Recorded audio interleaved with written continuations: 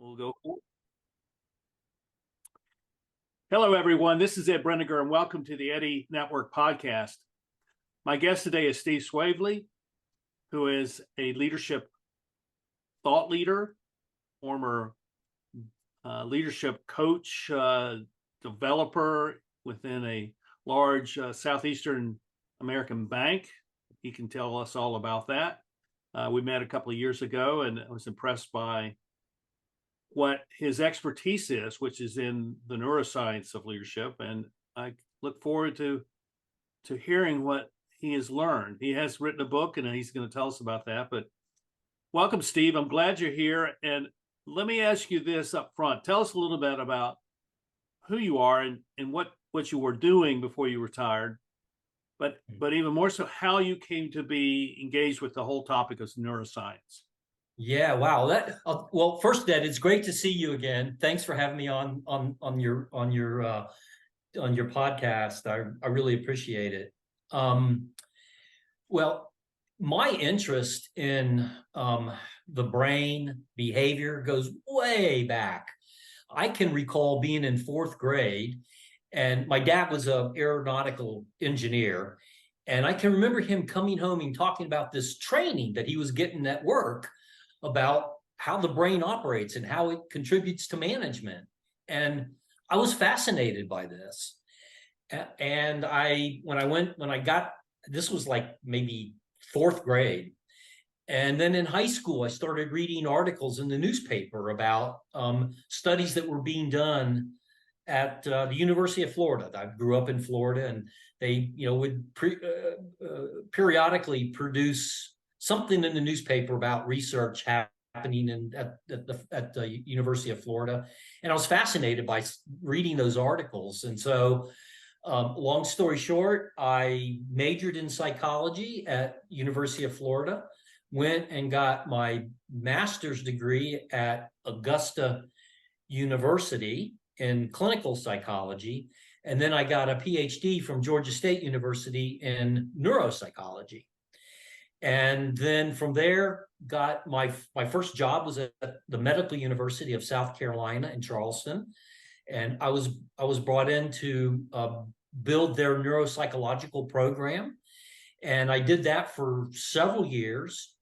And then, Ed, I got involved with leadership at the hospital. And I found this tremendous connection between what I knew about what made people tick and this thing called leadership.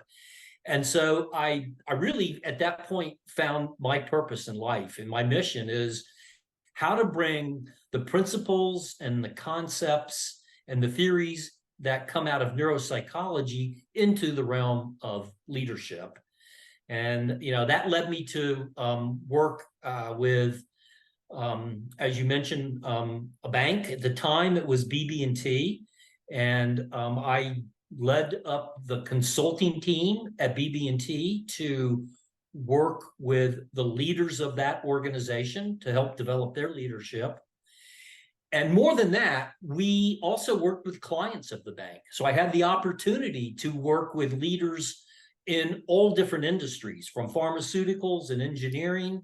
Anybody that was a client of the bank, a business client that wanted to build their leadership capacity, they came through the Leadership Institute.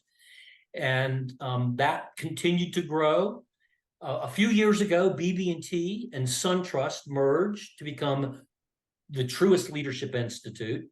While there were a lot of people involved with that integration and the merging of those two cultures, a highlight of my career was helping the executive team of BB&T and SunTrust come together as one in Truist. And I remained helping Truist build their culture and build their leadership capacity up until about 18 months ago, when I took the opportunity to retire. And as you said, that's when I said, you know what, it's finally time for me to write my book. And I've just completed it. I just finished it. And the title of the book is Ignite Your Leadership: The Power of Neuropsychology to Optimize Team Performance.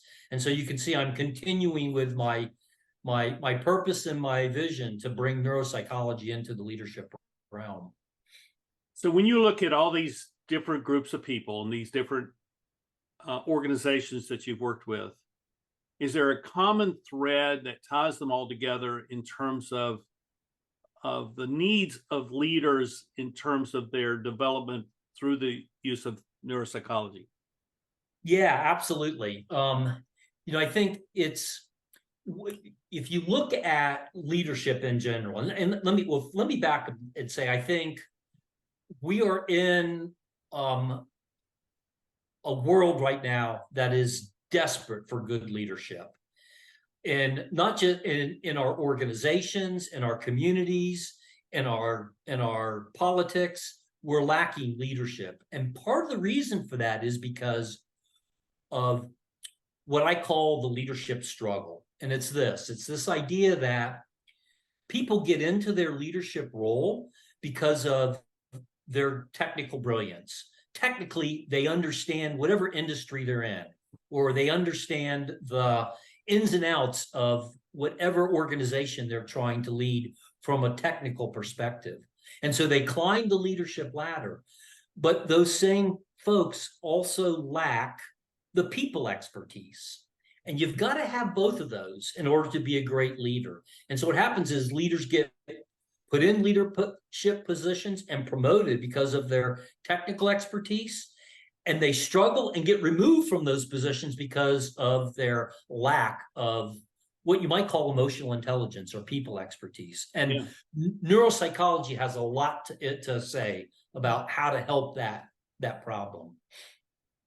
So let's say a new a young executive comes to work for the bank. Let's put a scenario together, and you're going to meet with him or her to develop their skill set, and it becomes obvious that they need to develop their capacity for empathy. Let's say that. Let's just take a specific sort of thing. So how does a leadership guy use neuroscience to help a new young executive become more empathetic? Yeah, that's a great question, Ed. I think part of it is to not get into the technical aspects of the brain piece. I learned a long time ago when I get excited about talking about the brain and all the the intricacies of the different brain systems. And what I see in my business colleagues is their eyes kind of glaze over, and I lose them. But what I've learned is that they really value the science behind it, and it helps them understand. It gives the leadership strategies that I teach them validity when they understand that there's some real hard science behind the strategies. And so the process, when I'm working with an executive, whether they're a high potential that's being groomed for greater levels of responsibility, or a senior level leader in an organization. And throughout my career, I've had the luxury of working with all different level leaders, including CEOs of Fortune 500 companies. The process is the same. And it all starts, number one, with building self-awareness. That's the foundation upon which all other leadership skills are built. And without that self-awareness, you can have the manual for leadership and try to apply it, and it won't work for you unless you have that self-awareness about how you're being perceived by people, and how you come across to people, and how you interact with people in a way that that influences them versus just kind of telling them what to do. So that's the first step, self-awareness. And how does it seems like the obvious question, but how does someone become self-aware? That's and I address that in my book. By the first application chapter, it's actually chapter 3 in the book, is lead yourself first. And I find that bringing in a definition of awareness from a neuropsychological perspective is very helpful. Awareness is nothing more than what you choose to pay attention to.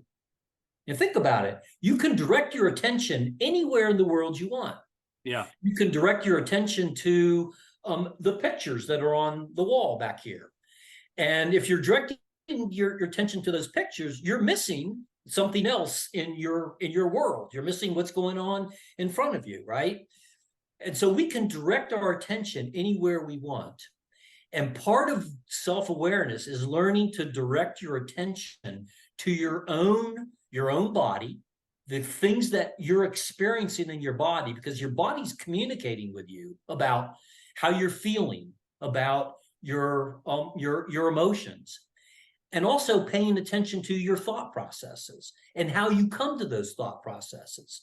And so it's an experiential process of helping people learn how to pay attention to the things that are important for a leader to pay attention to when they're trying to communicate a message or make a decision or delegate a task, whatever it is they're doing. That's great. And I think my own experience with leaders is fits within that scenario that you created, that they have risen to where they are because they're an expert in something, and the system has said, we're going to reward that something, and we're going to elevate the person because of that something. When they arrive at the top, what they find is that something was really a skill for a lower level position, and now they're at the top and they're in a position of isolation. So that sense of isolation, I think, becomes a chaotic moment for a lot of leaders, because they don't know what to do with being isolated where they were not isolated before.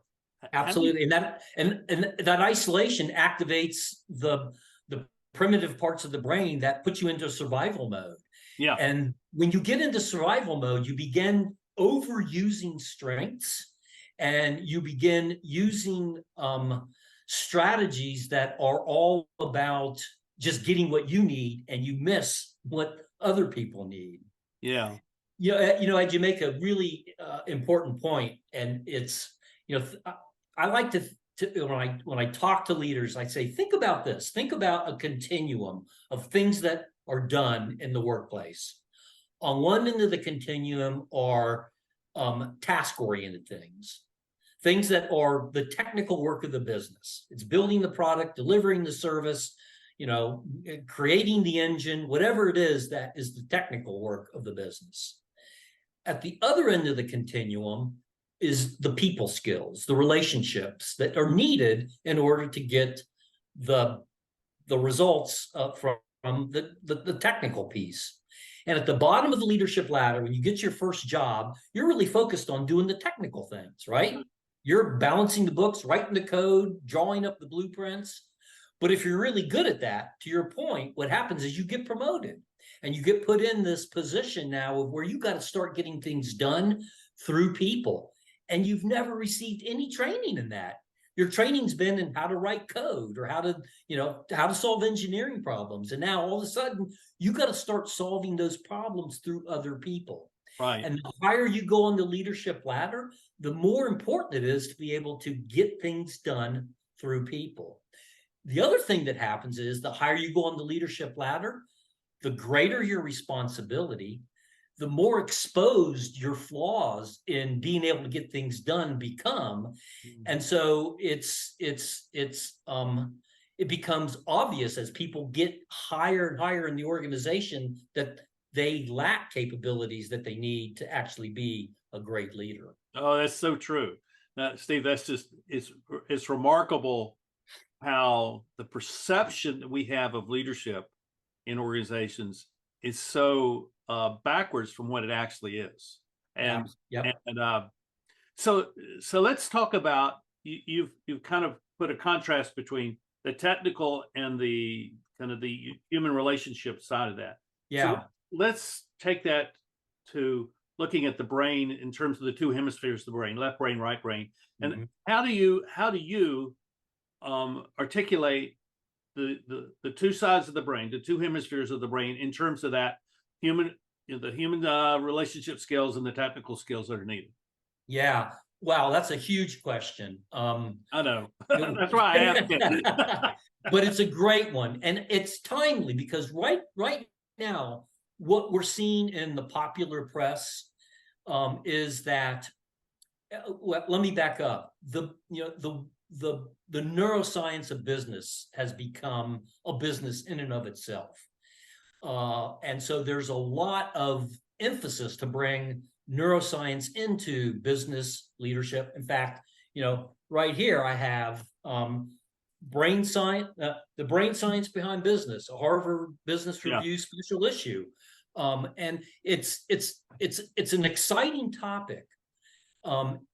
And right now in the popular press, there's this attack on the idea that the left hemisphere and the right hemisphere are different and do different things.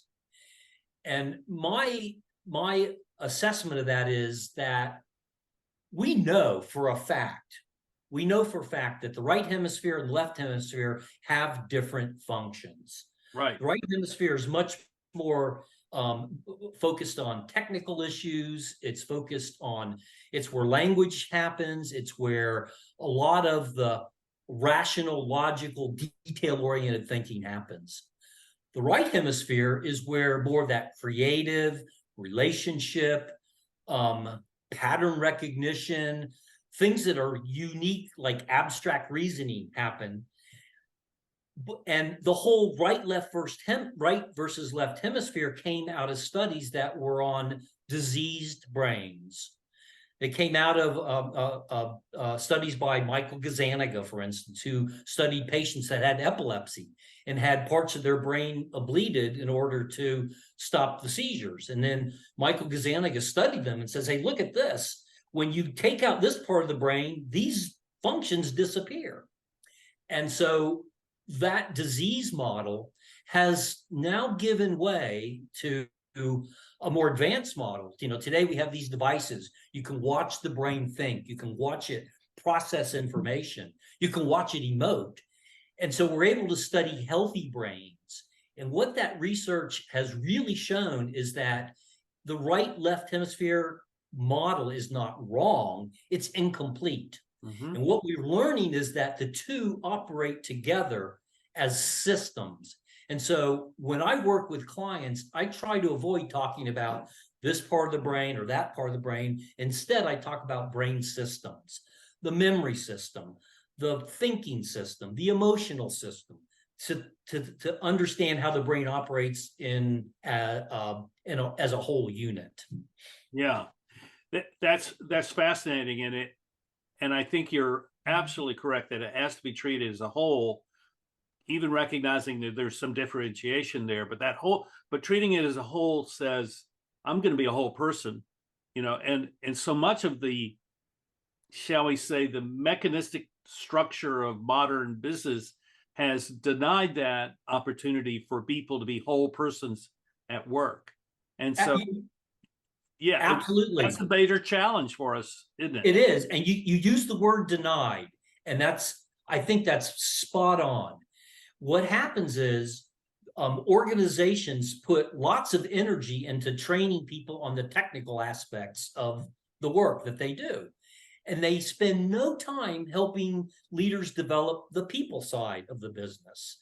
And so what happens is that we live in a society where technology is king, and that if you want to succeed, you got to have high levels of technical expertise. And I wouldn't argue with that. What I would say is that it's incomplete. You got to also develop the people expertise if you want to move into a leadership role. And and having both of those areas of expertise is critical. Right now, the biggest thing is artificial intelligence, right? We're seeing fantastic growth in this field of artificial intelligence. And I think, ironically, artificial intelligence is going to increase the importance of understanding relationship capabilities. The people that develop the relationship skills are going to be the people that are going to be advancing into higher levels of responsibility in their organization, because the technical piece is going to be done by computers. We're almost there. I was interviewing a person the other day, and we were talking about AI, and they were saying that what I think that people are missing is that AI is going to use what is known, and it's in the data banks. Yeah, right. But that's only a surface level of what human beings actually understand. And we may not cognitively understand things, but we know things. I think chemist and philosopher Michael Polanyi says that we know things that we cannot tell, and that's that function of that right brain, which is it absorbs. We end up with this embodied knowledge of things. It's like how you ride a bike. You don't rationally ride a bike. You embody ride a bike. And there's so many other things that happen in that way. So, and that sort of knowledge will always be very valuable, and it will become, I think, more valuable. And so maybe the question then is, how do we not look at what do we do once people enter into the business world, but how do we go into primary school and secondary school and college to help children, adolescents, young adults learn how to develop the kind of the neuroscience of not just knowledge, of not just leadership, but of knowledge in general. How do you think we're doing that? Well, I think it's really needed. Why wait till somebody's in a leadership role to begin to teach them, how to pay attention to their intuition? That's what you're talking about there, is intuition. And, intuition kind of has this woo-woo component or factor to it, but there's real hard science behind intuition. Intuition is, by definition, it's how you feel about something.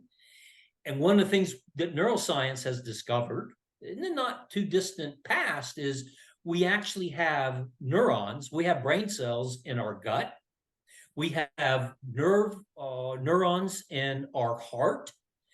And so when people say, I got a gut feeling, that's the right hemisphere connecting to the body sensations of the gut. Or when people say, my heart's just not in it, it's again, those neurons connecting to the right hemisphere.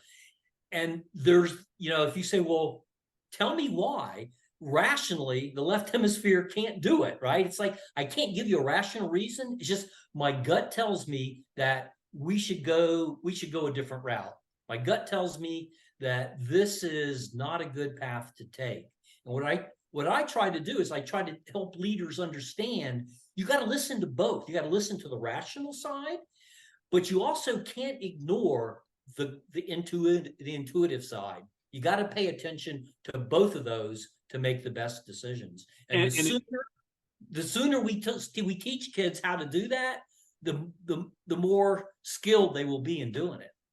And it's very similar to the research that's being done on trauma, where trauma was it was an emotional thing or just a brain thing, but now they recognize that trauma becomes embodied in the body, and that trauma is felt there, and it has to be dealt with on a much more holistic approach than what they once. To me, this is really exciting because it opens up all kinds of avenues for development of people and development of organizations. And so let me just offer one thing. So in my mind, this is my bias of leadership. So my definition of leadership, that all leadership begins with personal initiative to create impact that makes a difference that matters, which means that it's a function of how we live. And if it's a function of how we live, then everyone in an organization can function as a leader if they're taking personal initiative to create impact. But the challenge is that structures don't allow for that. And so, I've begun to talk about how the CEO now becomes the facilitator of leadership in the company instead of the delegator of responsibility. And I think that's a way forward, because if we take that idea of facilitation and apply it there, then all of a sudden it takes the stuff that you have been doing and it elevates its value to the development of leadership in a executive office of a company. I love that distinction, facilitate versus delegate. And delegate is just telling people what to do. And that's not leadership. Leadership is not a place on an organizational chart. It's, as you said, it's that ability to influence and how you can facilitate communication and facilitate decision making. And you said something earlier that I want to go back to, and you said, you were talking about the trauma, and you said, it's not emotional, it's not just emotional, it's not just the brain. And that's the very reason I use the term neuropsychology, not neuroscience, because I think the whole concept of neuroscience and business is just another nod towards the technical side of things. And we're still missing the people piece, right? It's like, if we understand how our brain is wired, we'll understand people. No, you got to have both the brain and the mind. And I use this analogy of a computer. The brain is the hard wiring, the silicone chips, the motherboard, and the mind is the programming that goes into it. The brain, the computer represents the brain, the neuro piece, and the programming represents the psychology piece. And together, if we understand those two things together, now we really have a good understanding of why people do the things they do, how we get people to perform at an optimal level, how we get discretionary effort from our teams. We got to understand how both of those operate and leverage them in a way that will create optimal performers out of everyone, not just the leaders in the house. Yeah, that's really true. And I think that brain-mind relationship is really controversial. And I don't understand why it is, but in my reading, I'm finding that it's really controversial, and a lot of people don't want to equate brain and mind in any sort of way, and it doesn't make sense to me.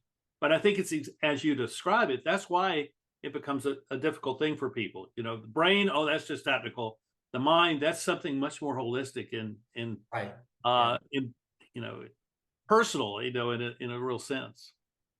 So let me ask you this. So here you are, you've written this book, you've retired after a sterling career in a lot of different places.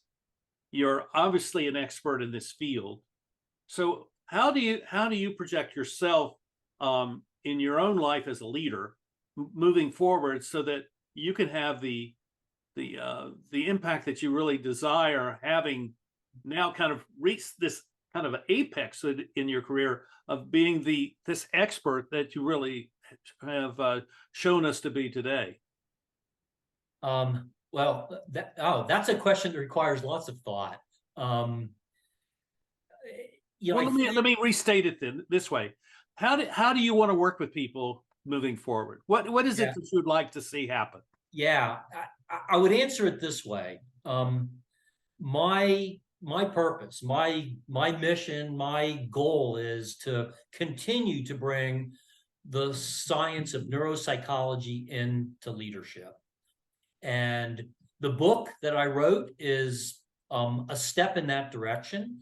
And also continuing to work. I love doing work with leaders and helping leaders that want help to increase the capacity of their leadership using the principles of neuropsychology.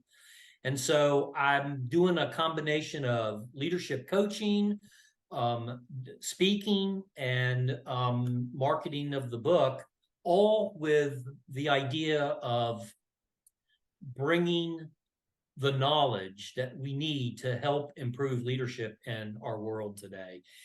Ed, I'm a big believer in the idea that the more you give, the more you get. And I'm fortunate. I'm in a place where I don't have to make a buck today in order to eat tomorrow, and it's a place that I'm very grateful to be in, and I feel like I need to give back. And part of that giving back is bringing this knowledge into the realm of leadership, and to continue that journey that I started way back in, I don't know, fourth grade, I guess. I understand that fourth grade, that moment of transition of awareness. And my fourth grade teacher used to keep me after school 2 or 3 days a week because let's just say I was a little active. And she made me write pages out of the dictionary, and I equate that with the establishment of my love for words. So Yeah, I so love maybe that. maybe What a there's great story. well, let's hope that more people. Let's hope there are a lot of fourth graders out there who are ready to become neuropsychologists and leaders in their own world in the future, and that would be a wonderful outcome to see of the work that you're doing. Well, I think we're seeing some beginnings of that. We're learning that, and teaching that not all kids learn the same way, and we have to help kids that learn differently have access to the resources they need in order to learn in the way that they can learn best. And to force everybody into a classroom to sit down and to do math problems works for some kids, but it doesn't work for all kids. And I think we're starting to move in that direction, but we got a long way to go. Yeah, I agree with you. Well, how do people find you if they want to be in touch with you and have a conversation or talk to you about doing some work with you?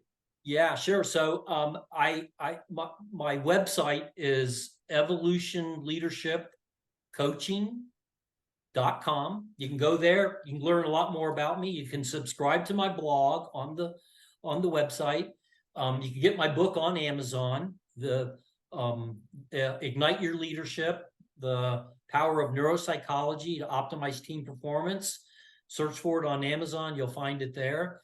And I love having conversations with people, even if it's just exploratory. If they say, hey, let's just talk, and let me tell you what my issues are as a leader, and I'll be honest with them whether I can help them solve those issues, or whether I say, you know what, I know somebody else that would be better at working with you on that particular issue. Well, we'll put all those links in the show notes so that people can access the book, buy the book, please, and so that we can benefit from your wisdom and knowledge, and maybe connect with you. That'd be great. Yeah. Thank you for coming on, and thank you all for watching the Eddie Network podcast for today.